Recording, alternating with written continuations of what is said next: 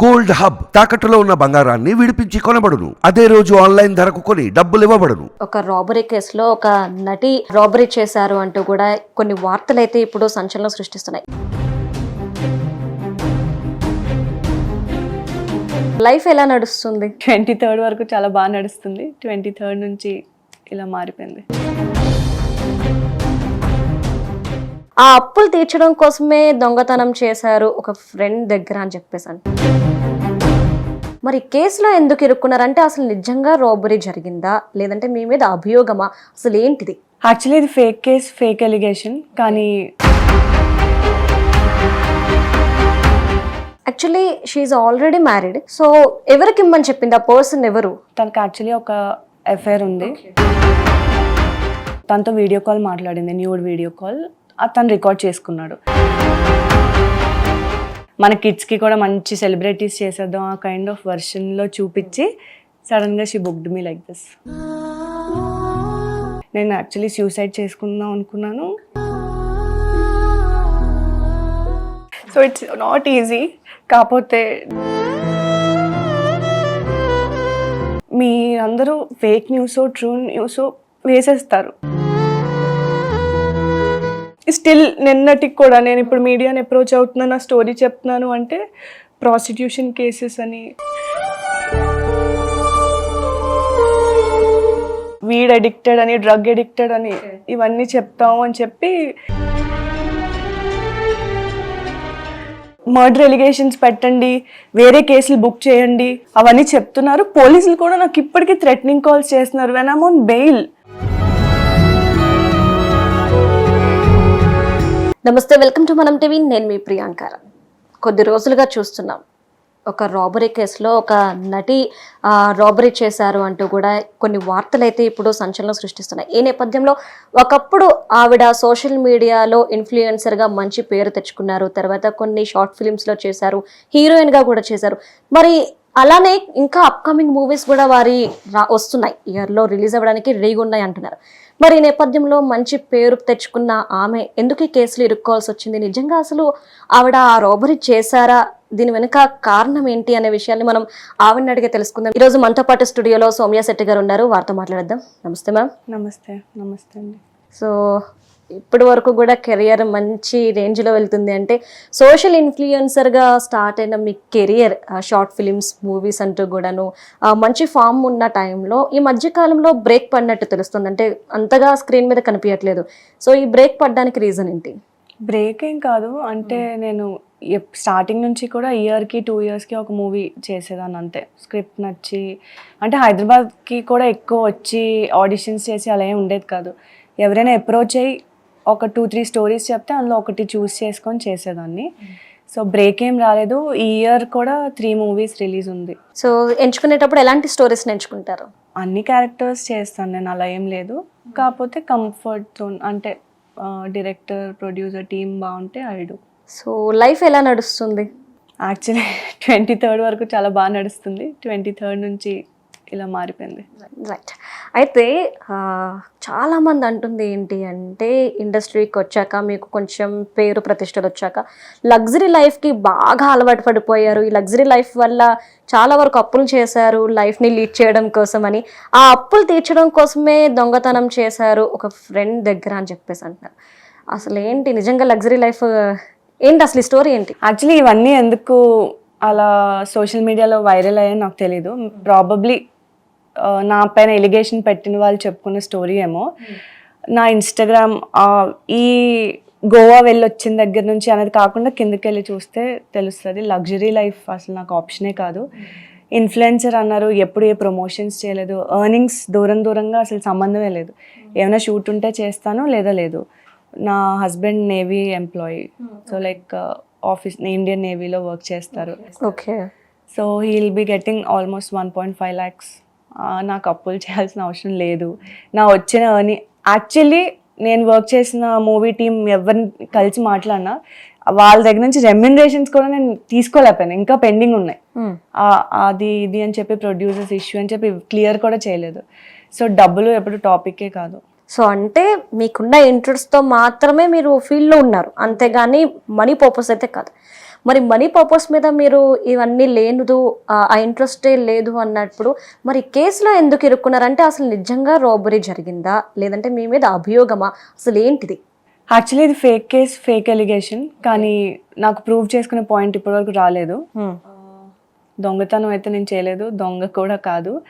And ఆ అమ్మాయే 25 lakhs worth gold ఇచ్చి క్యాష్ అవుట్ చేసి ఒక అబ్బాయికి ఇవ్వాలి అని చెప్పింది. That's all. అదే అయింది కంప్లీట్లీ మా ఇద్దరి మధ్యన కన్వర్జేషన్ ఇది.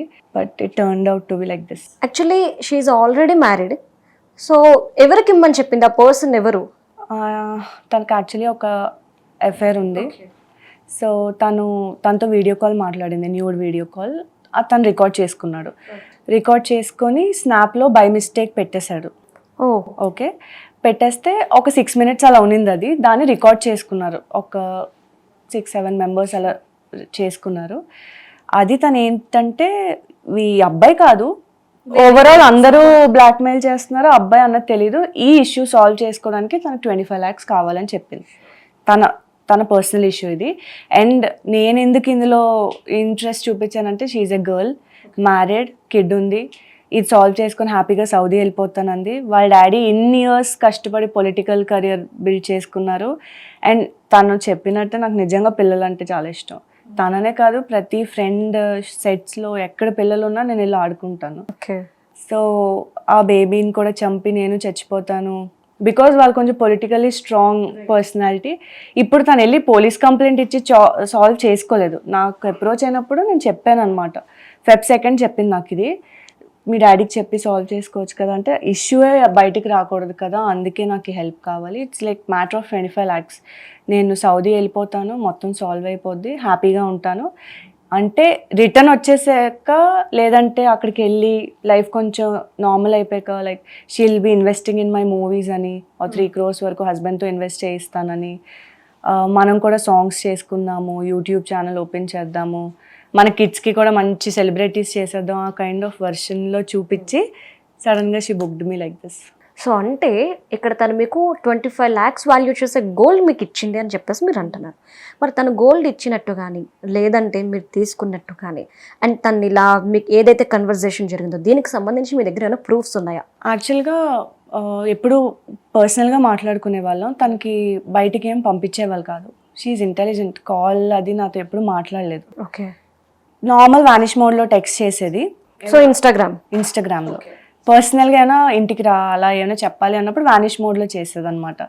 సో చాట్లో ఏంటంటే కోడ్ వర్డ్, తనకి ఎమర్జెన్సీ అయినా ఏమైనా ఉంటే సాంగ్ షూట్కి వెళ్దాం, ఫోటోగ్రాఫర్ నేను సెట్ చేశాను, ఆర్ 2 days అంటే 2 days అలా బయటికి వెళ్ళిపోయి సాల్వ్ చేసుకుందాం అన్నది ప్రిపరేషన్ అనమాట. ఆ చాట్ ప్రూఫ్స్ అయితే నా దగ్గర ఉన్నాయి. అండ్ ఇంకోటి ఏంటంటే తన ఇంటికి నుంచి బయటికి పంపించరు. నేను 4 times వాళ్ళ ఇంటికి వెళ్ళడానికి రీజన్ ఏంటంటే, ఇంట్లో అలవాటు అయితే 2 days తనతో బయటకు వెళ్తాను అని చెప్పి హైదరాబాద్ బెంగళూరు వచ్చి ఫస్ట్ మీ మీద గుడ్ ఇంప్రెషన్ రావాలి పేరెంట్స్ కి, అప్పుడు మాత్రమే తనని మీతో పంపిస్తారు నమ్మి అని. సాంగ్ షూట్ అని చెప్పి వచ్చేస్తాను, 2 days మనం ఏదో సాంగ్ షూట్ చేసేద్దాం, ప్లస్ ఆ సొల్యూషన్ కూడా చేసుకుందాం అని. నాకు ఇప్పుడు ఏమనిపిస్తుంది అంటే 19th నేను 8th or 9th మేము హైదరాబాద్ వచ్చాం పెళ్ళికి, దెన్ గోవా వెళ్ళాం, sudden plan. Then return 18th వచ్చాము. 19th నుంచి తను చాలా టెన్స్ అయిపోతుంది, కలుద్దాము, సాంగ్ షూట్కి వెళ్దాము. ఇప్పుడు నేను రీకాల్ చేసుకుంటే అర్థమవుతుంది. నేను ఏం చెప్పానంటే నాకు లూజ్ మోషన్స్ ఉంది, ఫీవర్ ఉంది, ఈ 2-3 days వద్దు అంటే 26th ఫిక్స్ అయ్యాం. సో తను ఏంటి 2-3 days డిలే చేస్తున్నాను, మేబీ తను అనుకుందేమో గోల్డ్ నేను ఉంచేసుకుంటాను, చీట్ చేస్తాను అలా ఏమో నాకు తెలియదు. But 23rd she kept case.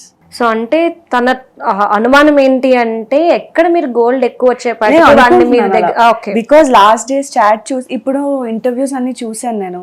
అందులో ఏంటంటే లూజ్ మోషన్స్ అని వాష్రూమ్ యూజ్ చేసింది. దట్ ఈస్ లైక్ ఆ 4 members ఇంట్లో ఉంటారు, మమ్మీ, డాడీ, వాళ్ళ అన్నయ్య, పాప, తిను. సో మా మమ్మీ నేను, మా హస్బెండ్ నేను వెళ్ళాం 2 times, హస్బెండ్తో 2 times.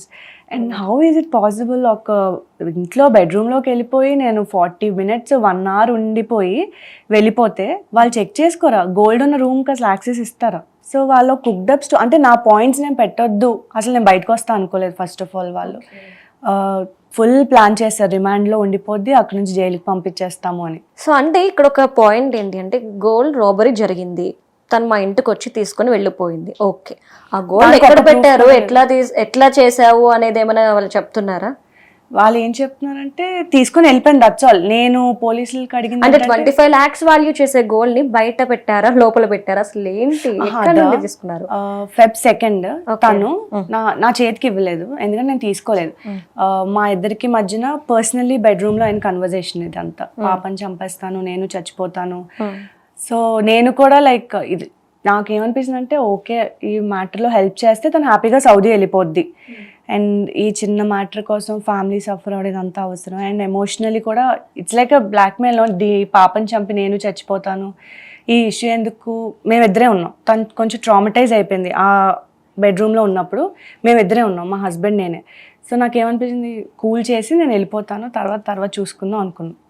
సో చేస్తాను, నేను హెల్ప్ చేస్తాను అని చెప్పి బయటకు వచ్చిన తర్వాత మేము కిందకి వెళ్ళిపోతే తను తన పాపకి మధ్యలో పెట్టి టీషర్ట్ లోపల పెట్టి కార్ వరకు తీసుకొచ్చి పాపని కార్లో పెట్టినట్టు పెట్టి she drop that. Okay, so దానివల్ల గోల్డ్ బయటకు రావడం తెలియలేదు అని మీరు అంటున్నారు. అంతే. ఓకే, అంటే ఇప్పుడు మీరు అంటున్న దాని ప్రకారం నాకు తెలియదు, సో తను తీసుకొచ్చి ఇచ్చింది కానీ నా చేత నేను ఇంట్లోంచి అయితే బయటకు తీసుకురాలేదని మీరు అంటున్నారు.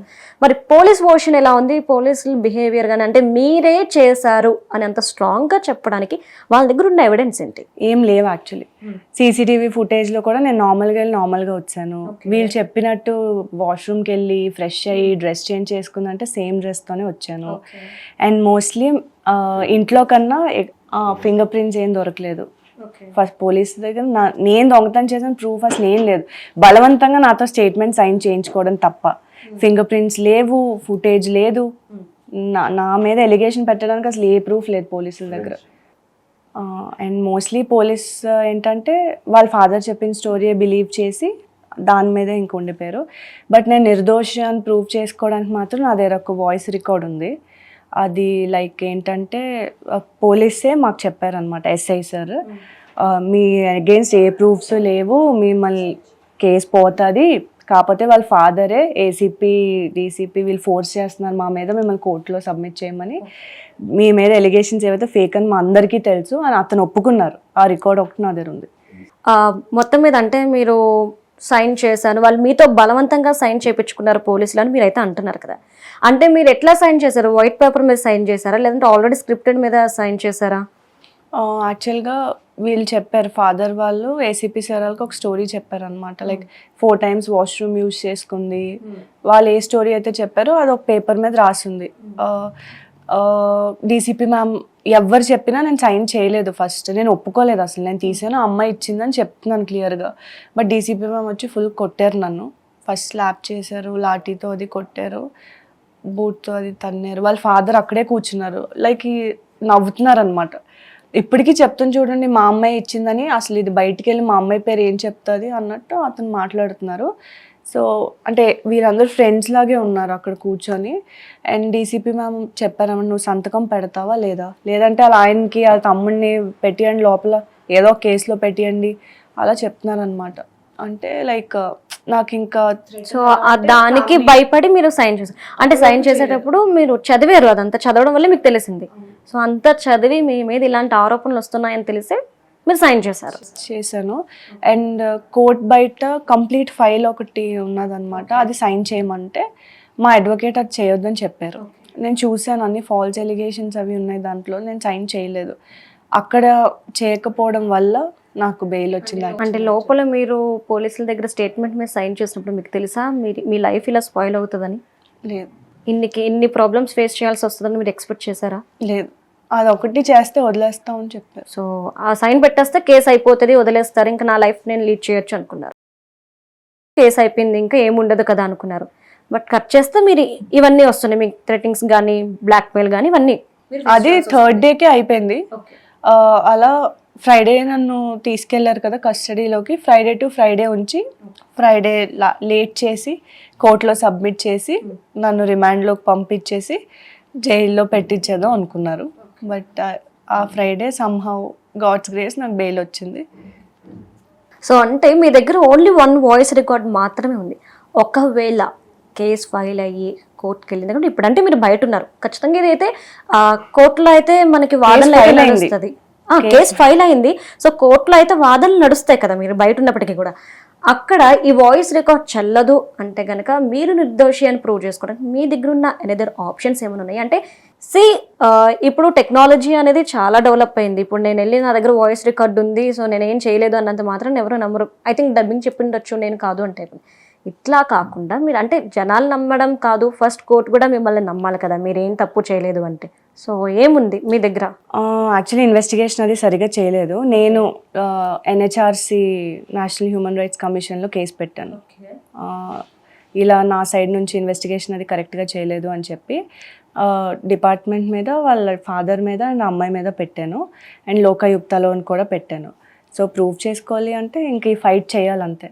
నేనైతే దొంగతనం చేయలేదు, నేను దొంగ కాదు. స్ట్రాంగ్గా నేను చచ్చేంత వరకు ఫైట్ చేస్తూనే ఉంటాను. యాక్చువల్లీ ఇన్సిడెంట్స్ అన్నీ అయిపోయాక మీడియా సైడ్ నుంచి కూడా ఎవరు మమ్మల్ని అప్రోచ్ అవ్వలేదు స్టోరీ అడగడానికి. రిమాండ్లో లేను, బట్ రిమాండ్లో ఉంది అని అందరు చెప్తున్నారు. ఐ లాస్ట్ కాన్ఫిడెన్స్ బికాజ్ నా పాయింట్ నేను పెట్టలేను ఎక్కడ అని చెప్పి నేను యాక్చువల్లీ సూసైడ్ చేసుకుందాం అనుకున్నాను. ఒక్క వీడియో మాత్రం రికార్డ్ చేసి ఉంచాను. I was trying to hang. మా హస్బెండ్ వచ్చి నన్ను సేవ్ చేసి మనం ఫైట్ చేద్దాం, నేను నమ్ముతున్నాను, ఫ్యామిలీ నమ్ముతుంది కదా అని చెప్పారు. So I'm trying to fight. So it's not easy. కాకపోతే డిపార్ట్మెంట్తో ఫైట్ చేయాలి, డీసీపీ, ఏసీపీ, సిఐఎస్ఐ అందరితో ఫైట్ చేయాలి. సో టోటలీ అంటే మీరు ఒక్కరే మీ తరపున మీరు ఇప్పుడు ఫైట్ చేస్తున్నారు. మీకు సపోర్ట్గా ఎవరైనా ఉన్నారా? మా హస్బెండ్ ఉన్నారు, కొంతమంది ఫ్యామిలీ ఫ్రెండ్స్ ఉన్నారు అంతే. సో అసలు మీకు ఏమైనా అనిపిస్తుందా, ఎందుకంటే తను మీ ఫ్రెండ్, లైక్ తనే మీకు ఇచ్చింది, ఎలాంటి ఇంటెన్షన్ అంటే ఒకప్పుడు మిమ్మల్ని నమ్మిన మీ ఫ్రెండ్ ఇలాంటి ఇరిగేషన్ చేస్తుంది అంటే, ఇలాంటి ఆరోపణలు మీ మీద వస్తున్నాయి అంటే దీనికి గల బలమైన కారణం ఏదైనా ఉండాలంటే తాను ఏదైనా దాస్తుందా, లేదంటే మీకు తనకి మధ్య ఏమైనా బయటకు తెలియని ఇన్సిడెంట్స్ ఉండడం వల్ల కామపోవాల్సి వస్తుందా ఏంటి? తను యాక్చువల్లీ తన ఓన్ స్కిన్ సేవ్ చేసుకోవడానికి నన్ను ఇరికిచ్చింది. అదైతే నేను అర్థమవుతుంది.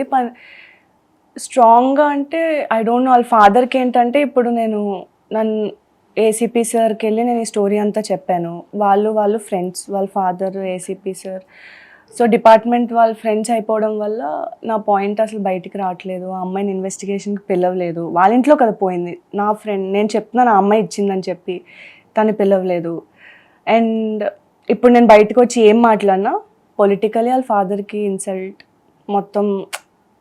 సో నేను ఇప్పుడు ఎలాగైనా ఫైట్ చేసుకుంటాను, నేను దొంగ కాదు అమ్మాయి ఇచ్చిందని. బట్ ఎందుకు ఇచ్చింది అనే పాయింట్ బయటకు వస్తుంది. సో నన్ను బయటికి రానివ్వకుండా ఇలా చేస్తున్నారు. సో మంచి ఫేమ్ ఉన్న మీరు, కెరియర్లో పైకి వస్తున్నాం మీరు, ఇలాంటి ఆరోపణలు ఎదుర్కొంటూ ఈరోజు మీరు సోషల్ మీడియా మీరు అంటున్నారు ఇంతకుముందు చూశానని, ఆల్రెడీ మీ మీద నెగిటివ్ ఆరోపణలు అనేవి వచ్చేసినాయి. మీరే దొంగ అని చెప్పి పోలీసులు చెప్పారని చెప్పేసి ఇవన్నీ వస్తున్నాయి. ఎలా ఎదుర్కొంటారు వీటన్నిటిని? మీరు ఎదుర్కొని నిలబడాలి ఎట్లా? ఫైట్ అయితే చేస్తాను. కోర్టులో ఫైట్ చేయాలి ఆబ్వియస్లీ. నా అగెయిన్స్ట్ వాళ్ళకి ప్రూఫ్స్ లేవు. So I think I can win somehow. And NHRC అయితే పెట్టాను, national human rights commission. And లోకాయుక్తలో కూడా కంప్లైంట్ రేజ్ చేశాను. సో నెక్స్ట్ ఏ ఛాన్సెస్ ఉంటే అవన్నీ లీగల్లీ ఫైట్ బ్యాక్ చేయాలనుకుంటున్నాను. అండ్ నా క్వశ్చన్ మీడియా పీపుల్కి ఏంటంటే, జనరలీ ఒక స్టోరీ చెప్పారు ఒక అమ్మాయి దొంగ యాక్ట్రెస్ అని, అదే పబ్లిష్ చేస్తారా? ఆ పర్సన్ అడగరా అసలు? మీ అందరూ ఫేక్ న్యూసో ట్రూ న్యూసో వేసేస్తారు. ఫ్యామిలీ మేము సఫర్ అవ్వాలి కదా. సో ఇప్పుడు నేను ప్రూవ్ చేసుకొని వేస్ట్ కదా. ఈ మెంటలీ ఒక 1 year నేను కేసు విన్ అయినంత వరకు ఈ ఇన్సల్ట్ కానీ అవన్నీ నేను ఎలా. సో ఆల్రెడీ మీ కెరియర్ అనేది డ్యామేజ్ అయిపోయింది. అది ఎలాగో అయిపోయింది. సో ప్రూవ్ చేసుకొని వాట్స్ ద పాయింట్ అంటే, ఫస్ట్ డే న్యూస్ వేసినప్పుడు జర్నలిజంలో ఉంటుంది కదా, ఈ స్టోరీ కూడా వినాలి కదా. నన్ను ఎవరు అప్రోచ్ అవ్వలేదు, అడగలేదు. ఇప్పుడు డిపార్ట్మెంట్ కూడా నేను ఫైట్ బ్యాక్ చేస్తున్నానని ఎక్స్పెక్ట్ చేయరు. ఎందుకంటే మెంటలీ చాలా నన్ను టెన్స్ చేసి బ్లాక్మెయిల్ చేసి మిగతా మా ఫ్యామిలీ మీద ఫేక్ ఎలిగేషన్స్ పెట్టి అరెస్ట్ చేసేస్తాము ఇవన్నీ చెప్పి నన్ను వీక్ చేస్తారు. సో వాళ్ళు ఎక్స్పెక్ట్ చేయరు నేను ఇప్పుడు ఫైట్ బ్యాక్ చేస్తాను అని. అంటే ఎలాంటి బ్లాక్మెయిల్స్ వస్తున్నాయి మీకు? స్టిల్ నిన్నటికి కూడా నేను ఇప్పుడు మీడియాని అప్రోచ్ అవుతున్నాను, నా స్టోరీ చెప్తున్నాను అంటే ప్రాస్టిట్యూషన్ కేసెస్ అని, ఇంకా యాక్టర్ అనగానే ఇండస్ట్రీ అమ్మాయి అనగానే వాళ్ళు ఇష్టం వచ్చి నువ్వు క్లెయిమ్ చేస్తారు కదా, ఇల్లీగల్ అఫైర్స్ ఉన్నాయని, వీడ్ అడిక్టెడ్ అని, డ్రగ్ అడిక్టెడ్ అని, ఇవన్నీ చెప్తాము అని చెప్పి నాకు అది కూడా నేను రికార్డ్ చేసుకున్నాను యాక్చువల్లీ. ఇంకా పోలీసుల దగ్గర నుంచి ఏ కాల్ వచ్చినా సరే, సో అలా థ్రెటనింగ్ కాల్స్ అయితే వస్తాయి. ఇప్పుడు ఏంటంటే నా స్టోరీ బయటకు వస్తే ఆబ్వియస్లీ అమ్మాయి స్టోరీ బయటకు వస్తుంది అండ్ డిపార్ట్మెంట్ చేసింది కూడా బయటకు వస్తుంది. So every one or tensed for that. But నేనైతే ఇంకా ఫైట్ బ్యాక్ చేద్దాం ఫిక్స్ అయిపోయాను. అండ్ నేను చెప్పేసాను కూడా, ఇంకేం చేస్తారు, మహా అయితే ఉరిశిక్ష ఇప్పిస్తారా, చంపేస్తారా, ఏం మిగిలింది నా లైఫ్లో చెప్పండి. లిటరలీ ఏం మిగలలేదు. ఆల్మోస్ట్ నేషనల్ న్యూస్ నేను. సో ఈవెన్ నాకు రిమాండ్ వచ్చినా కూడా సోషల్ మీడియాలో మొత్తం జైల్లో ఉంది, రిమాండ్లో ఉంది. రిమాండ్ ఫ్రీ కదా నేను, బట్ ఇప్పటికీ స్టిల్ అవే పబ్లిష్ చేస్తున్నారు. 23rd నుంచి March 1st వరకు నన్ను ఫుల్ టార్చర్ చేసి March 1st నాకు బెయిల్ వచ్చింది. ఆ బెయిల్ వచ్చిన తర్వాత కూడా నన్ను బెదిరించారు, నువ్వు ఎవరితో మాట్లాడొద్దు, మీడియాలోకి వెళ్తే బాగోదు, లైఫ్ థ్రెటనింగ్ కాల్స్ అని. బట్ ఆ రోజు నుంచి నాకు కూడా నేను నా పాయింట్ ప్రూవ్ చేసుకోవడానికి ఏం లేదు, అందరూ దొంగ అని అనుకుంటున్నారు. సో నేను ట్రామటైజ్ అయిపోయాను. బట్ వాళ్ళ ఫాదర్కి ఎంత కాన్ఫిడెన్స్ అంటే మీడియాలో అతను ఈ అమ్మాయి రిమాండ్లో ఉందని March 2nd నుంచి చెప్పారు. హౌ కెన్ హీ టెల్ నేను రిమాండ్లో లేకుండా?